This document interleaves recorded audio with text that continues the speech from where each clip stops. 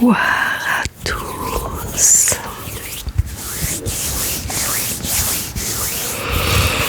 Je vous souhaite un très joyeux Noël, les amis. J'espère que vous allez bien. J'espère que vous avez passé un bon réveillon de Noël, une bonne journée de Noël, les amis. Pour clôturer ce petit marathon de Noël 2025, je vous propose des contes de Noël.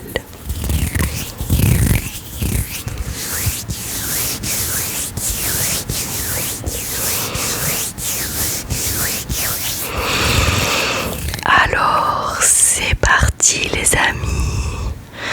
J'espère que vous allez bien, que vous avez passé un bon réveillon, une belle journée de Noël.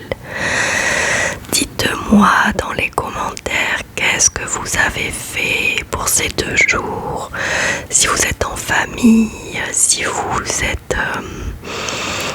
avez travaillé, si vous avez été tout seul, si vous avez, je ne sais pas, été en voyage, si vous avez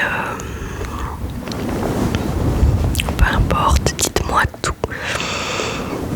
Alors je vais vous lire plutôt quelques contes de Noël pour clôturer ces vidéos de Noël 2025 et vous endormir pour cette journée de Noël. Alors, installez-vous là où vous sentez le mieux. Et moi, je vais démarrer la lecture des contes de Noël. Les sabots du petit Wolf.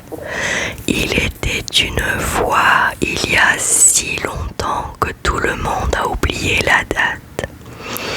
Dans une ville du nord de l'Europe, dont le nom est si difficile à prononcer que personne ne s'en souvient.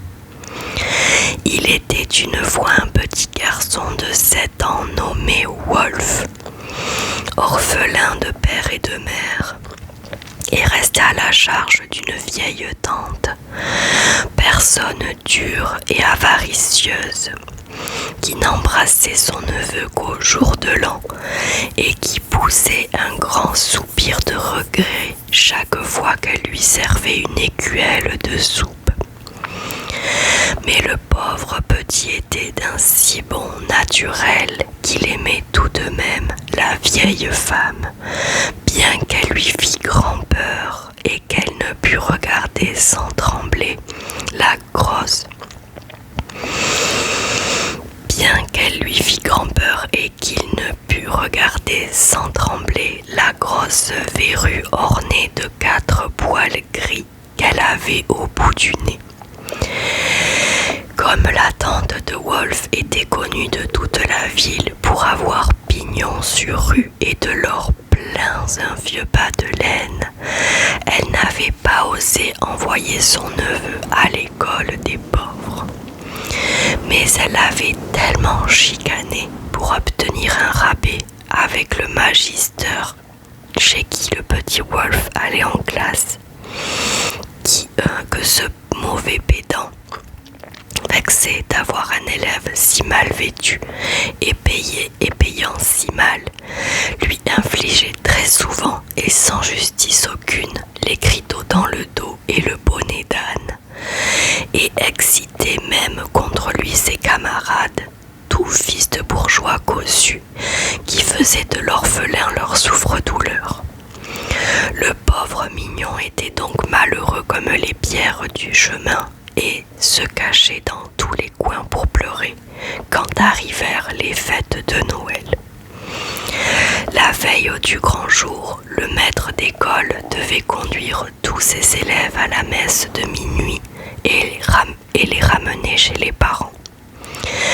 Or, comme l'hiver était très rigoureux cette année-là, et comme depuis plusieurs jours il était tombé une grande quantité de neige, les écoliers vinrent tous au rendez-vous chaudement empaquetés et emmitouflés, avec bonnet de fourrure enfoncé sur les oreilles, double et triple veste, gants et mitaines de tricot et grosses bottines, et bonnes grosses bottines à clous et à fortes semelles. Seul le petit Wolf se présenta grelottant sous ses habits de tous les jours et des dimanches, et n'ayant aux pieds que des chaussons de Strasbourg dans de lourds sabots.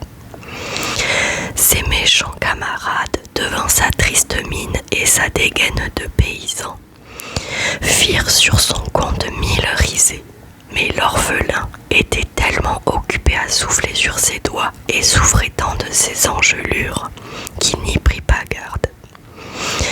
Et la bande de gamins marchands deux par deux, magister en tête, se mit en route pour la paroisse. Il faisait bon dans l'église, qui était toute resplendissante de cierges allumés, et les écoliers, excités par la douce chaleur, profitèrent du tapage de l'orgue et des chants pour bavarder à demi-voix. Ils vantaient les réveillons qui les attendaient dans leur famille. Le fils du bourgmestre avait vu avant de partir une oie monstrueuse que les truffes tachetaient de points noirs comme un léopard.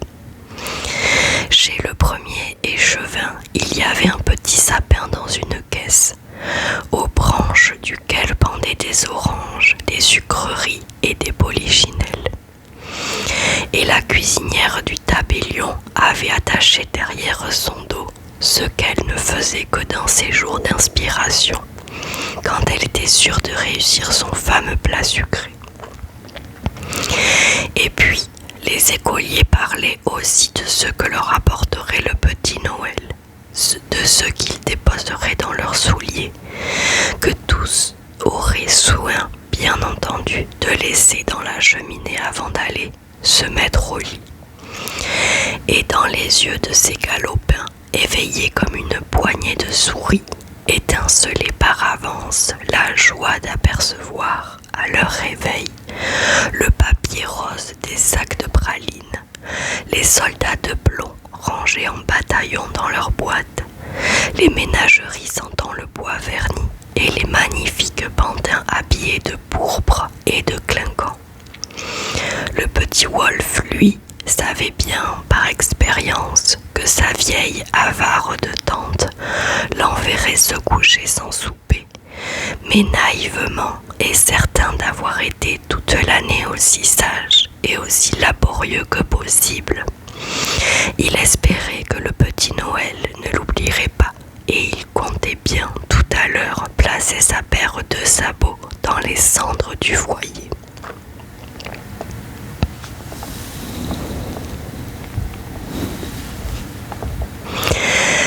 La messe de minuit terminée, les fidèles s'en allèrent, impatients du réveillon, et la bande des écoliers, toujours par deux, et suivant le pédagogue, sortit de l'église.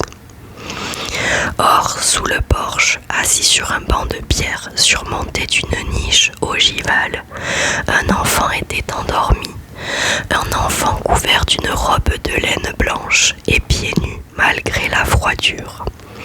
Ce n'était point un mendiant, car sa robe était propre et neuve, et près de lui, sur le sol, on voyait, lié dans une serge, une équerre, une hache, une bisaïque, et les autres outils de l'apprenti charpentier.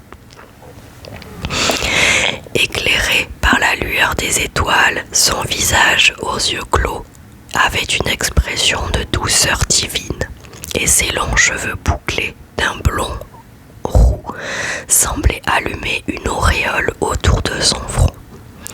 Mais ses pieds d'enfant, bleuis par le froid de cette nuit cruelle de décembre, faisaient mal à voir. Les écoliers si bien vêtus et chaussés pour l'hiver passèrent indifférents devant l'enfant inconnu. Quelques-uns même, fils des plus gros notables de la ville, jetèrent sur ce vagabond un regard où se lisait tout le mépris des riches pour les pauvres, des gras pour les maigres. Mais le petit Wolf, sortant de l'église, le dernier, s'arrêta tout ému devant le bel enfant qui dormait. « Hélas, se dit l'orphelin, c'est affreux, ce petit va sans chaussures par un temps si rude. Mais ce qui est encore pire, il n'a même pas ce soir un soulier ou un sabot à laisser devant lui pendant son sommeil, afin que le petit Noël y dépose de quoi soulager sa misère. » Et emporté par son bon cœur, Wolf retira le sabot de son pied droit, le posa devant l'enfant endormi, et comme il put tantôt à cloche-pied, tantôt boitillant et mouillant son chausson dans la neige, il retourna chez sa tante. « Voyez le vaurien !» s'écria la vieille, pleine de fureur au retour du déchaussé. « Qu'as-tu fait de ton sabot, petit misérable ?» Le petit Wolf ne savait pas mentir, et bien qu'il grelottât de terreur en voyant se hérisser les poils gris sur le nez de la mégère, il essaya tout en balbutiant de conter son aventure. Mais la vieille avare partit d'un effrayant éclat de rire. « Ah, monsieur se déchausse pour les mendiants. Ah, monsieur dépareille sa paire de sabots pour un va-nu-pied. Voilà du nouveau par exemple. Eh bien, puisqu'il en est ainsi, je vais laisser dans la cheminée le sabot qui te reste, et le petit Noël y mettra cette nuit, je t'en réponds, de quoi te fouetter à ton réveil. Et tu passeras la journée de demain à l'eau et au pain sec, et nous verrons bien si, la prochaine fois, tu donnes encore tes chaussures au premier vagabond venu. » Et la méchante femme, après avoir donné au pauvre petit une paire de soufflets, le fit grimper dans la soupente où se trouvait son jatelat. Désespéré, l'enfant se coucha dans l'obscurité et s'endormit bientôt sur son oreiller trempé de larmes. Mais le lendemain matin, quand la vieille, réveillée par le froid et secouée par son catarrhe, descendit dans sa salle basse. Ô merveille! Elle vit la grande cheminée pleine de jouets étincelants, de sacs de bonbons magnifiques, de richesses de toutes sortes, et devant ce trésor, le sabot droit que son neveu avait donné au petit vagabond se trouvait à côté du sabot gauche qu'elle avait mis là cette nuit même, et où elle se disposait à planter une poignée de verges. Et comme le petit Wolf accourut au cri de sa tante, s'extasiait ingénument devant les splendides présents de Noël, voilà que de grands rires éclatèrent au dehors. La femme et l'enfant sortirent pour savoir ce que cela signifiait et vinrent et virent toutes les commères réunies autour de la fontaine publique. Que se passait-il donc ? Oh, une chose bien plaisante et bien extraordinaire. Les enfants de tous les Richards de la ville sont ceux que leurs parents voulaient surprendre par les plus beaux cadeaux, n'avaient trouvé que des verges dans leurs souliers. Alors l'orphelin et la vieille femme, songeant à toutes les richesses qui étaient dans leur cheminée, se sentirent pleins d'épouvante. Mais tout à coup, on vit arriver monsieur le curé, la figure bouleversée, au-dessus du banc placé près de la porte de l'église, à l'endroit même où, la veille, un enfant vêtu d'une robe blanche et pieds nus, malgré le froid, avait posé sa tête ensommeillée. Le prêtre venait de voir un cercle d'or incrusté dans les vieilles pierres. Et tous se signèrent dévotement, comprenant que ce bel enfant endormi, qui avait auprès de lui des outils de charpentier, était Jésus de Nazareth en personne, redevenu pour une heure tel qu'il était quand il travaillait dans la maison de ses parents. Et ils déclinèrent devant ce miracle que le bon Dieu avait voulu faire pour récompenser la confiance et la charité d'un enfant.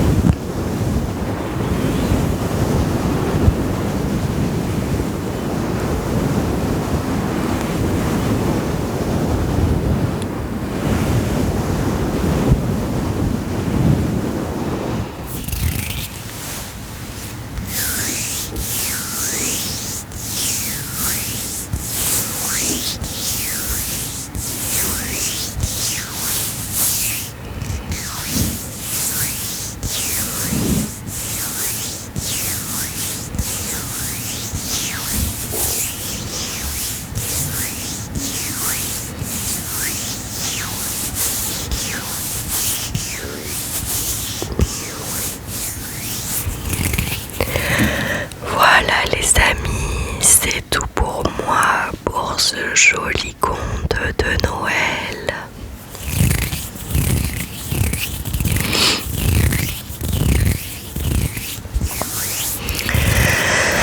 Les amis, je vous souhaite encore un très très joyeux Noël. Je vous souhaite plein de bonnes choses. Je vous retrouve très très vite pour une nouvelle vidéo les amis. Je pense qu'il y a une vidéo qui va sortir dimanche. Je vais voir sur quoi, je ne sais pas encore. Bon, vous l'aurez compris, je peux pas faire de blabla parce qu'à l'heure où je tourne cette vidéo, moi je n'ai toujours pas passé Noël. Petite parenthèse. En tout cas, j'espère que vous avez passé un très joyeux Noël.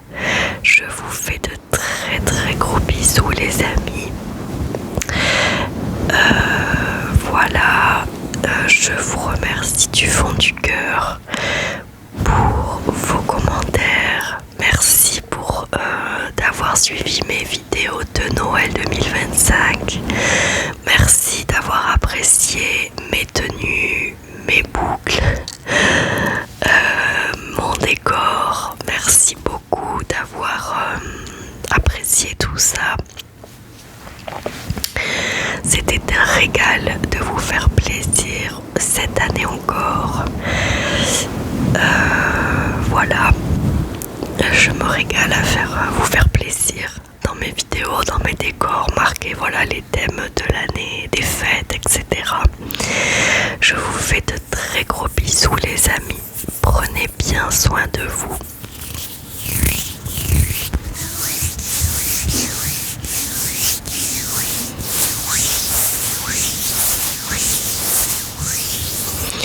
Je vous souhaite encore un très très joyeux Noël les amis. Je vous fais de très gros bisous. Là vous êtes peut-être à la fin de votre journée de Noël, prêt à aller vous endormir dans votre lit bien chaud et bien moelleux. Alors il ne me reste plus qu'à vous souhaiter une très très bonne nuit.